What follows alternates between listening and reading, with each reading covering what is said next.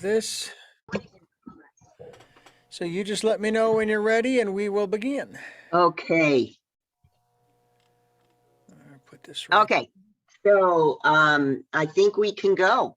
Okay, here we go. In 3, 2, 1, you are live. Hello, hello, hello, Santa Barbara. It's your chantress of everything valuable and beautiful, Elizabeth Stewart. I'm sorry, I beg your pardon. Somebody pushed out a button. In 3, 2, 1. Hello, hello, Santa Barbara. It's your chantress of everything valuable and beautiful, Elizabeth Stewart. And this is a follow-up to one of the favorite conversations I've had in a long, long time. I have Mona Kuhn, a wonderful international artist with us, and Sylvia Perea, who is Mona's curator. And the exhibition is at our university Art and Architecture Museum. And the exhibition is called 835 Kings Road. And we talked a little bit about the exhibition and why it was so important and how I was encouraging everybody to come and take a look at it. And I want to talk a little further. And I wonder, Sylvia, I wonder if we can start the conversation by maybe bringing us some information on how people are looking at this, what the crowds have been saying about it. And like I say, Sylvia is Mona's curator. So for this exhibition, I should say. So Sylvia, what have people been saying? Well, the reactions have been great so far because this is an exhibition that is interdisciplinary, that in a way it's presenting architecture in a new way, and it's presenting photography in a new way. So people are surprised to see how both things have come together to enrich each other in a way. So the architecture is suggested by the installation, which is a series of screens that conform kind of an enclosed space on which the photographs of Mona are projected. And the type of fabric that we have used for those screens is such that lets the images not only be retained in the screens, but also that let the images go through and invade the surrounding space. So it's a pretty immersive spatial experience, which really connects to the way in which Rudolf Schindler, the architect of the house that Mona has photographed, and that is located at 835 Kings Road, really thought about when he was conceiving his house. He was conceiving his architecture as an experience. And that's something that we wanted to echo in this exhibition. So, it's very engaging. It's very participatory. People can go around the screen. Their shadows can be part of Mona's photographs. There are plenty of interesting views as you go around the installation. You see the images overlapping. And so it provides a multiplicity of visions that people are, engaged in discovering. And they say, well, we've never seen such a thing. So reactions have been very, very good so far. Well, thank you for that. And I want to switch over to Mona for a question I have. In the description of the show, there's a specific line that just caught my attention. And I wonder, as an artist, if you can sort of tell us more about this process. It says, enhancing the poetic essence of this fiction is its spatial breadth. And we're talking about a fiction, but it's captured with probably the most documentary ready medium, which is photography. And so I want you to talk through, maybe Mona, you can talk us through how a photographer creates a fiction, maybe from the start of your inspiration to actually the application and the use of the media. Oh, okay. Hi, Elizabeth. Hey, Mona. Hi. So in all of my works, I have tried to create and use photography in a way elevating, not so much photography as a documentary, not so much photography recording what we already see with our eyes out there, but I wanted to suspend it into what I call it to be like a parallel reality. So I usually, in my previous works, I usually don't necessarily say where they were taking, or the location is not so important for me, because I want it to be in a way to review itself to the viewer in their own imagination. Specifically in this project, the 835 Kings Road, the location is the only thing that is firmed on the ground. That's the house that Rudolph Schindler built in West Hollywood. And that is the house that I fell in love when I entered. And I started learning more about it. And one of the incredible resources is to go to the architectural archive at UCSB, and be able to look at everything that happened in the house, from a historical point of view, from a record point of view, but then also on my personal creative process to try to abstract and bring it to this parallel reality, which I bring along from my background into. So it was the moment that I found this love letter, which is actually a breakup letter, that I found a little path that I could carve in, where I could start creating a fiction. And my fiction really was a bit of a Shakespearean idea of bringing these two people together. Now with the remainings of what we have from Rudolph Schindler, which is the archives, which are the handwritten notes and all of the correspondence of the time in the around 1920s, and his home. So in a way, I started seeing his home as the remaining of him, of what we have. A lot of those walls are poured concrete. So when the concrete comes together, there are wrinkles in the concrete that reminded me of the body, of wrinkles in your skin. There were veins on the redwood tree that he used in a very raw presentation in his architecture that looked like veins of the body. So immediately I felt that I was in his body. And now what I needed to do was create a person that can come and meet him. And how do I do that?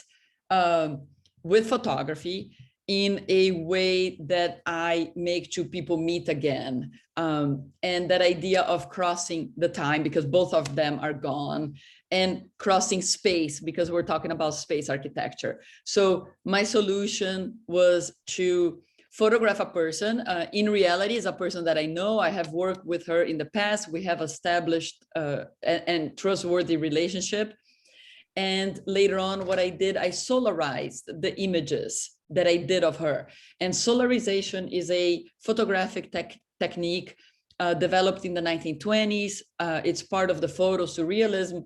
Interesting enough, until 1920s, photography was used as a mechanism of recording reality, of documenting.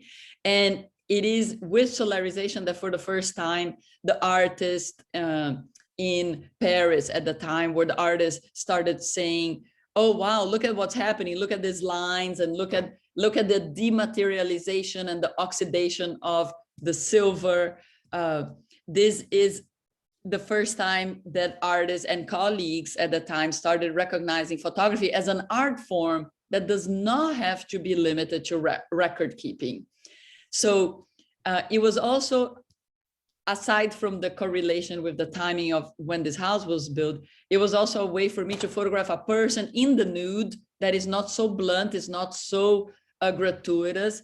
It's layered with being black and white, being solarized, and also is layered with elements where partially her skin is rendered in the process in a way that is very tactile. You can almost touch her skin, or you can feel her skin, and other parts of the photo or the portraits of her are completely dematerialized, which is exactly what I wanted. I wanted her to cross the realm.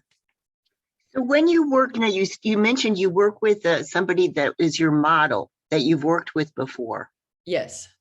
So, you know, you're putting her in a frame of mind. And this is my question, you know, as a photographer, how do you make your model understand what you want? And in specific, you know, when I saw the exhibition, I was struck by the idea that the model had a sense of longing about her. Right. And so, how are you, what's your prep work with your model? Yeah. So first of all, I find that my best work is when I engage with people that I already know, that we have a certain established relationship. So they know in being photographed by me and knowing that it will be photographs of nudes, they know that my best work starts when both of us forget that someone is naked. So that's when there's that freedom of the mind and freedom of the creativity. I also try to bring to certain projects people that are interested on that, creative minds of their own. For example, the person that I photographed for this project, she is finishing her PhD in psychology. So it's already someone interested on the theme and on this crossing of elements. So she was also someone interested in architecture. So as we talked a lot and we evolved the conversation, I really share where I'm coming from. I share the stories of Schindler. She was very interested in it as well. So when we finally got to the house and we are there together and we are photographing, let's just say we had a day for ourselves there, at that moment, we are really imagining how was it to be there? During the process of photographing, we were imagining, how was this house full of people? How was this place? How was it if she could have entered and visited him? Or what was he thinking, knowing that he couldn't be with her while he was roaming around in the house? Did he have her in her thoughts? And I think that that's why the final images become a little bit more pensive and a little bit more, suspenseful, a little bit more gentle. And you're right that there is a lot of a certain nostalgia to it. The reason that I found that so interesting, Mona, and a little bit about my background. So I was in ballet for years, and I danced in Balanchine companies. And many times, if it was if the director, the artistic director, had a direct link to Mr. B, the director took no clues, no suggestions, nothing from the dancers. It was the geometry of the dance and her or his opinion of how Mr. B would do it. Forget about having an opinion as an artist, as a dancer. Yeah. So it was an interesting thing to think about your relationship with your model. So how much you take clues from, a highly intelligent, sensitive, right. model, and how much you say, no, this is my thing. Yes. This is what I want. So I don't like imposing so much, because I think that in a way on my creative process, I think when we try too hard, we start strangling that idea and it becomes stiff and the oxygen is gone and the life is gone, in my personal opinion. So for me, it's really important. I give a certain parenthesis because we cannot just do anything, right? So I do give a certain parenthesis. This is the story. This is the foundation. This is the project we're working with. These are the parameters. But within the parentheses, I find it to be absolutely rewarding to be able to collaborate and allow a certain osmosis of ideas, allow oxygen in the air, and really nothing can go wrong. If some idea did not work out, we can take care of that on editing later. So I don't like, I can edit things later. I don't like to be too stiff during the creating of the images. It's a little bit like if you would imagine pottery. You need to be free to move in different ways and allow it to form itself. And then later on, if we had really horrible ideas, I can always edit it out. But it's not good to bring that critical thinking in the making of. So yeah, and I also wanted to ask you, regards to that, you worked with a wonderful musician on this. So Boris Salchow was your musician. Yes. And the same question applies. You know, if how do you collaborate then with such a mind? What is your direction? And Richard's giving us the sign. We got to go to quick break. So when we get back from the break, I'd love to, and then I'm going to just give you a clue as to the next question. And I want Sylvia's help with this. In my world as an appraiser of art, I run into a lot of artists and I do a lot of studio visits. And so I'm seeing works in progress, Mona. And I'm struck by this one question that I'd like for you to answer after we talk about the music. When does an artist know when to stop? I'm happy to answer. Yeah. Hey, Richard. Yes. Let's go to quick break. And I'm just reintroducing, speaking with the internationally recognized wonderful photographer, Mona Kuhn, and Sylvia Perea. Sylvia is the curator of the show at the Art and Architecture Museum at UC Santa Barbara at 835 Kings Road. I just can't say enough about it. Don't turn that dial. Back in a minute. All right, here we go in. Find my spot here. 3, there it is. 3, 2, 1, you're live. Welcome back. It's Elizabeth Stewart, and I'm speaking with Mona Kuhn, photographer, artist, genius mind, and Sylvia Perea, who curated the show 835 Kings Road at UC Santa Barbara. And I asked Mona before the break if she would talk a little bit about her relationship with the model that she used as the love interest, who's sort of encased, embodied, one with the architecture, and the architect is the other love interest, although you might say there's 3 love interests here, which are the house, the woman, and the man. And I asked how much Mona, as the artist, responds to her model, who is also an artist in her own right. And now I'm going to go a little further and ask Mona how she handles working in collaboration with the composer Boris Salchow, who did the music for the show. Who is guiding that ship, Mona? Right. So working with composer Boris Salchow for me was a big luxury, because in photography, we usually don't incorporate music. So this was a really significant step for me. And I had to hear first the clues from the composer.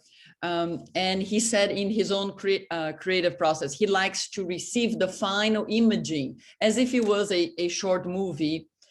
So once we put the imaging together, then I send it to him. And at first, he wanted to give it a certain musical treatment. We had the conversation of where we wanted it to go.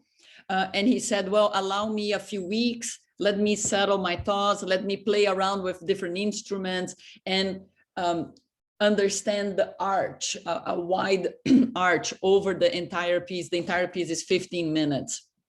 And then once he had a little bit of a handle on that, and I had to, of course, respect his creative process. Once he got the base formed, then we sat down together and we then went minute by minute, either adjusting a little bit because I might have had a different idea about it and we wanted to push in different directions, or there were some parts towards the very end that we liked that we wanted to bring to the beginning. So we massaged it together with my advice and his technical, of course, ability to put into practice what the emotions that I wanted to convey. So I would say that the first 1/3 was very much his own reaction and response to the work, to the images. And then I would say that 2/3 of it was our combined collaboration. There were a couple of things that were really important to both of us.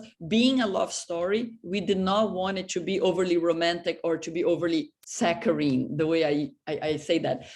Also considering that it is in a museum, and I have been to various video installations where the music could be a little bit edgy or stringent. So we knew what we wanted to avoid. And from knowing what we wanted to avoid, we kind of found a common path. And the common path was to have something that is gentle, something mysterious, something suspenseful, something that something also that is that allows the viewer to stay there for quite some time. Was also important to use the ideas that Sylvia and I had together about presenting the works in relationship to architecture of space. We wanted to bring that as well to the sound, so that we had Sylvia really did this four speakers, so that we can use multiple channels and the sound can come from different areas, enhancing the idea of space in the room. So all of that was for me a very luxurious way. And I also learned so much because I was able to see from the technical point of view how the composer works, how they finesse and adjust the sound. And I was also there when he recorded strings or pianos or a Japanese instrument that we brought in. So it was a real pleasure, I have to say. And then, I want to extend this a little further and ask Sylvia, we talked about the relationship with other artists and collaborations, and how far Mona drove the ship of the show. Now let's switch to Sylvia, who's mounting the show. So what's that like? Because it's your space, Sylvia. Now you're collaborating with the artist to build that artist vision. So talk me through that. Yeah, I mean, there are 5 people, especially, I mean, plenty of collaborators, but especially 5 people who have contributed to the exhibition with their expertise and creative minds. And so we have all learned from each other. None of us had the expertise of the other. And so it's been kind of my role has been that of a conductor almost, coordinating people and bringing their ideas into the installation and seeing how we could reduce it all together. It's been a learning curve for all of us, but knowing that what the goal was, we have all worked tremendously well. I mean, it's been a so enriching experience for all of us. Yeah, and it's been very organic, very fluid, because each of us knew what we had to do in a way. So I think that coordination has been essential, so that we all knew what we had to do and contributed in the best way possible. So we've been collaborating with a set designer, for example, who's a professor here on campus who teaches set design. And he has done a lot of operas and designs for operas. So he helped us with all the technical aspects of the installation. The composer, Boris Salcho, of course, contributed the music. And then a visual artist who put together the images with Mona's supervision, and who created kind of the animation that is projected onto the screens. My role was more of the envisioning kind of the scholarly aspect of the exhibition and bringing Schindler and Mona together through the understanding of space as a creative matter, and presenting that in a way, or translating that in a way that was subtle, but also, that people could feel that there was a connection between how the house was conceived and how Mona has approached it, creatively speaking.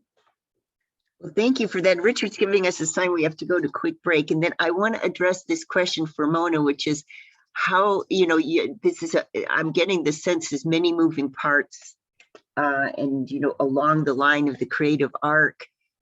How do you say, okay, it's done, Mona? Yeah. When we get back from the break, let's address that thorny question. And just reintroducing, I'm here with Sylvia Perea, curator of the show 835 Kings Road, and the artist behind the show, Mona Kuhn.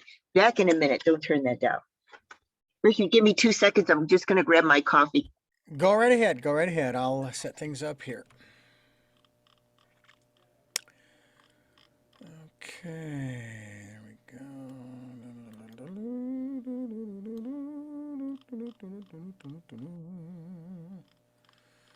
Photography, huh? Photography. I miss the old days. Right. The developer, the fix, and the stop, and the dark room. Richard, I hope you have a chance to come and see it. I hope so too. I hope so too. I'm so darn busy here sometimes it's hard to get away, but I do need It's open on Saturday and Sunday. Well, that's when I can't get there because I'm usually up on the hill. So during the week is when I need to get there. I guess And Wednesday when is onward. when is it open? Until May 1st. So you still have I mean some- hours. Oh, noon to 5. Noon to 5. Okay, I can do that. But All right, if you need Elizabeth. some of hours, we can always open the museum for you. So Well, okay. That'd be terrific. That'd be terrific. All right, Elizabeth, shall we? Yeah. 3, 2, 1. You're live. Welcome back. I'm speaking with Sylvia Perea, the curator of the show at UC Santa Barbara Art and Architecture Museum, and the artist Mona Kuhn. And part of what Sylvia was saying is the scholar behind the show. I'm referring to a paper that Sylvia wrote in which she quotes the architect Schindler. The architect himself considered that modern architecture stripped down the mind and body of its users from past burdens. Quote, the house and the dress of the future will give us control of our environment without interfering with our mental and physical nakedness. How cool is that? And the house addresses physical nakedness, which of course is what Mona's talking about and portraying. And the idea that we were talking about in the beginning of the show, all the collaborative moving parts of the show, not to mention the model, the composer, the 5 staff members, and professors at the museum that are helping to mount the show. Mona, how do you call stop on such a thing? That's a great question. There's behind the scenes on the part of capturing as a photographer, there's many elements to it that came together on this process. So I had the permission of the Max Center to photograph the Schindler House in between exhibitions because the space is used for exhibitions. So I was able to go back or go to the house and photograph it. And I would photograph the house from many angles, from also very seasons. I did it over a period of maybe 3 years. And I was able to have, the light entering the house in different seasons, creating different lines within the architecture. So all of that I was able to observe over, let's just say, 4 seasons. And I really took advantage of the changes of the lighting in the house. So I think that moment I realized I did enough when I started seeing that things are repeating themselves. But then again, you have to go through those 4 seasons. Then I got another set of permission to actually photograph photograph with a person, to come back to the house and photograph the person. Now that one, we had maybe a couple of days or a few days that we were able to do it. So it was limited by the time allowed for me and for her to be in the house. Nonetheless, we had enough time to create a lot. And even on the last day that we had permission to be there, we were repeating a little bit ourselves. So I think that in general, in image making, as an artist, it's coming to an end, or that your hunger to look for something new is coming to an end, because there is a diminishing scale of how many new images are you actually creating, and you understand that pivot where you start repeating yourself.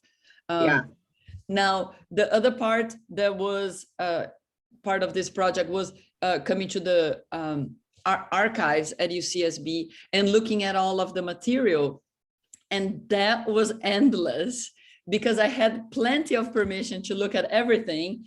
And the stories around this house are, it's such a fertile record and archive. Schindler had it's so rich, the story of him as an architect and everything surrounding him. There are a multiplicity of things that can be explored on the archive. I actually got at some point even overwhelmed because there were so many interesting things. I really had to at some point narrow it to a time frame. So I wanted it to be the archive material that was maybe between 1910 and 1930, because the house was built in 1920, 1922, and I kind of wanted to give myself the limit of time. And then I also eventually, after being seduced by many great things in this archive, I eventually had to give up of my temptations and narrow it to what I believe was important to my project, which was the handwritten correspondence, his handwriting. It was the intimacy of not the content of the letters, but of the record itself. And so I kind of slowly found my path to something that was related to what I wanted to say to my visual vocabulary. Well, thank you for that. That is amazing. And the research that was done and the 4 seasons, I had no idea. My next question is for Sylvia. Sylvia has a wonderful sort of cheat sheet on some of the influences on Schindler. Adolf Loos, where you were Sylvia's writing about Adolf and Schindler, sort of in a coffee clutch situation in Vienna. And then he writes that Loos writes in Die Fackel in 1908, he referred to architecture as an art of space and form influenced by sculpture. Now we switch very quickly, and this is the crux of my question, to Schindler quotes quoted in Sylvia's paperwork. Architecture is spatial art, and therefore it only has to do with bodies indirectly. Spaces are limited by flat areas that differ in texture and color. Spatial shape, texture, and color are actually everything that concerns architects. Line is always a flat ornament, therefore unimportant.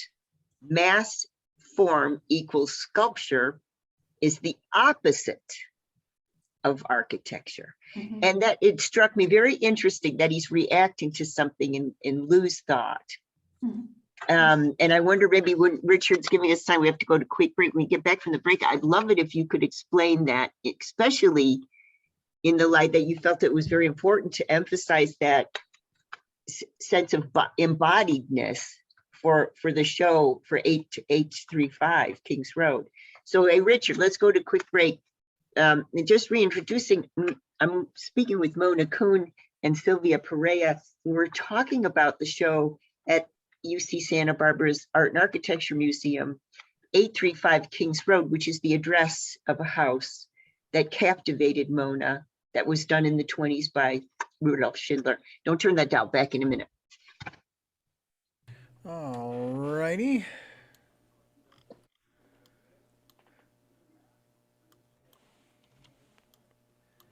There we go. Okay.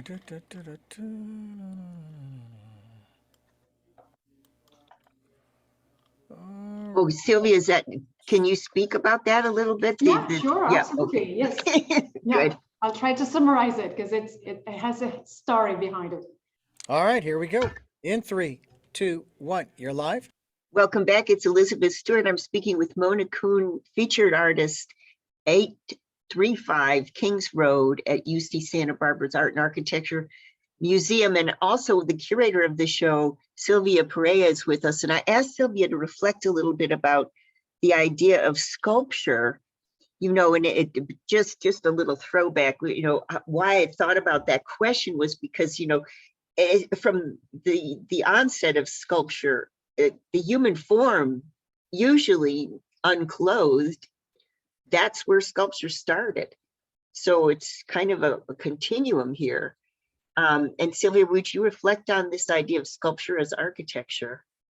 Right. So Rudolf Schindler was born in the Vienna fin de siècle, when Vienna was kind of the cultural epicenter of Europe, with all the creative minds that were, living there and exchanging ideas. It was very progressive. You can think of Freud, but also Egon Schiele and Klimt and the secessionist movement, and Kokoschka. I mean, it was very fertile from the creative point of view, and so the spirit that dominated the arts was that of breaking away with the past. And the architecture of the past was very sculptural, was very much focused on the facade. Architects were kind of driven by the idea of the appearance. They had to create an identity through the facade. And so these creative minds were all reacting against that kind of inheritance. And in Rudolf Schindler, who trained under Adolf Loos, who was one of these very progressive architects, was very influenced by his thought. And his idea of architecture revolved around the concept of understanding space, around the idea of space rather than the mass. So the mass would be the facade, would be the walls, would be that old concept of architecture being the facade, the mask. And Schindler instead thought that space should be the focus of the architect, because it was not predetermined, because space is something we don't see. And therefore, creating something with the space is already creative. It's something innovative already. So in his house, these concepts translates, for example, in the conception of studios. Rather than having a house with a kitchen, a dining room, a sitting room, a library, he's conceiving just a space, which he calls studio, where everything could happen, from dining to entertaining to sleeping to working. Nothing in that space is predicting what the use is going to be. And that's very interesting. As you enter the house, you also feel that the space is moving. Everything is becoming, as Esther McCoy used to put it, everything in the house seems to be kind of fluent, right? Your eye never stops. So it's always bumping from one side to the other because light is coming from so many other parts.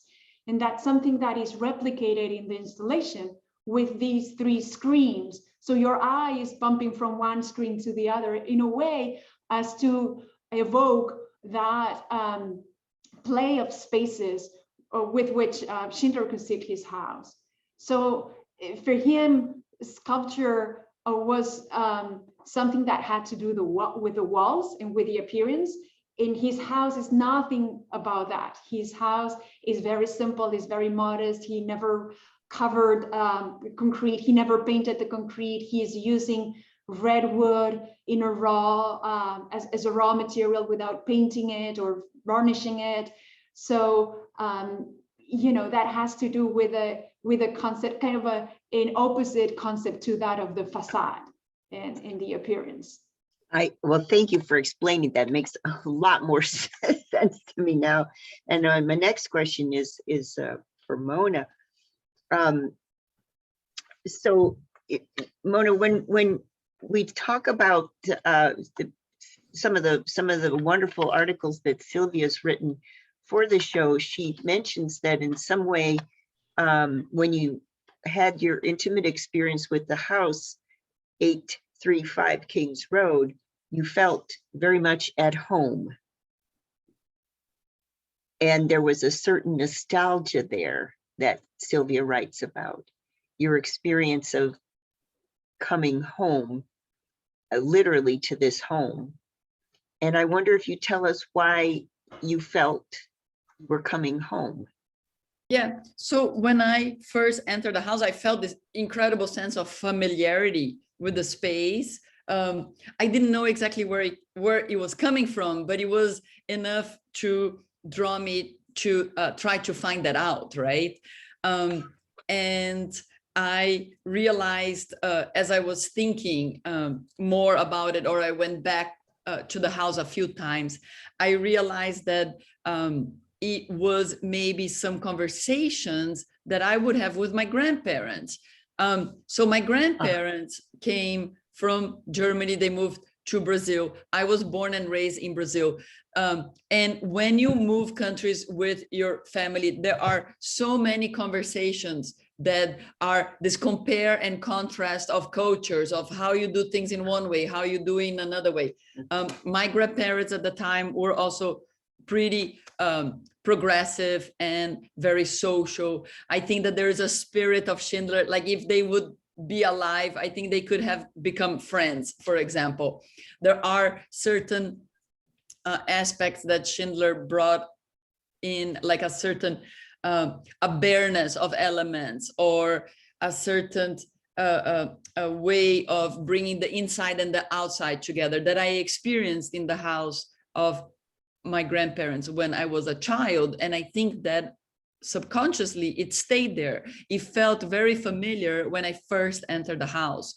And then later on, as I started researching about the house, I realized that he was having those conversations with his colleagues back and forth between architecture in Vienna versus architecture in the US, building with a supportive system like capitalism versus building in a society that it's a little bit more socialist. So he was not necessarily saying one is better than the other. He was just basically comparing paradigms and the advantage of each side. And I think that's exactly how I grew up, constantly this comparison between cultures, which I find to be very fruitful and very, very interesting. There was also a certain naturalness. Many times people ask me at the very beginning, why do you do nudes? And the reason I'm bringing it up is because I used to go from Brazil. At some point, my grandparents went back to Germany, and I would then, every 2 years or whenever possible, I would visit them. And it would usually be summertime in the northern hemisphere in Germany. And nonetheless, in Germany, it remains kind of cloudy. It's continental weather, and it's cloudy, and everyone is kind of like a little bit moody. But as soon as the sun would shine through the clouds, my grandparents would run to the little backyard and would bring the newspaper with them and would lay themselves naked in the lounge chair. And they would look back at me and they would say, Mona, what are you doing inside the house? Undress and come outside and absorb the sun. This is healthy. So that is my introduction to nudity. So in a way, it was always felt very familiar and very natural. And I felt that things that happen in the Schindler house here in West Hollywood had a little bit of those elements coming together.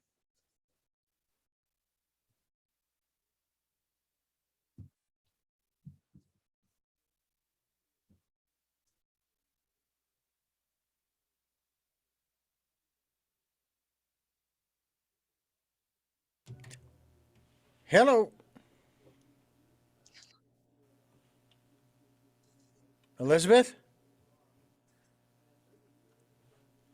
I don't hear you. Yeah, I'm here. All right. Close Can you out hear me that- now? Yes, close out that segment, and then we have a very short closing. Okay. Okay, so I'm just reintroducing. I'm here with Mona Kuhn, the wonderful artist that's behind the show 835 Kings Road at UC Santa Barbara, the Art and Architecture Museum. And my final question is for Mona, and that's that when Schindler built the house, the presumption was that two families would share the dwelling. And, you know, you talked about, you know, the evocative nature of the building and how, you know, your grandparents were part of the process and the richness of that. it's almost like you heard their voice, your grandparents' voice in the house. Did you hear the other family's voice?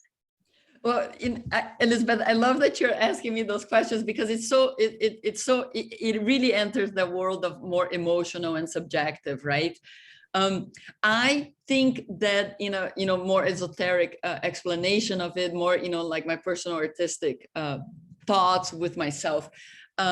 I did not necessarily specifically hear the voices of the other couple that lived with Schindler and Pauline, but I felt that it was a very socially happy environment, and I felt that people were welcomed, and people of different cultures, different backgrounds, different opinions were coming together to be together and to exchange all of that. Because imagine in 1920s, so much was happening around the world, and I think they found solace in being able to communicate and be together there. So I felt a certain warmth, almost like a womb. Like I felt that it was a place where you could come as you are. Well, that helps me understand. And the story about your grandparents.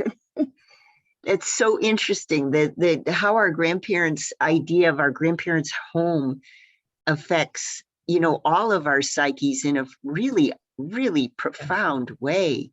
This is just amazing. Well, anyway, 835 Kings Road, currently up at the Art and Architecture Museum at UC Santa Barbara. And thank you, Mona and Sylvia, yet again for telling us a little more about the exhibition. I really appreciate your time. Thanks, Richard. Thank you. Thank you, Elizabeth.